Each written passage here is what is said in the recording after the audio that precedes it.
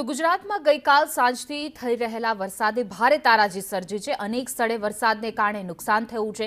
ભારે પવન અને ગાજવીજ સાથે વરસેલા વરસાદને પગલે ક્યાંક વૃક્ષો ધરાશાય થયા તો ક્યાંક વીજપોલ પણ પડી ગયા છે। હોલ્ડિંગ્સ, એન્ટ્રી ગેટ, લગ્ન મંડપો ઠેર ઠેર ધરાશાય થયા છે તો સાથે જ પાકને પણ મોટા પાયે નુકસાન થયું છે। આ ઉપરાંત વીજ કરંટ લાગવાની પણ અનેક ઘટનાઓ સામે આવી છે।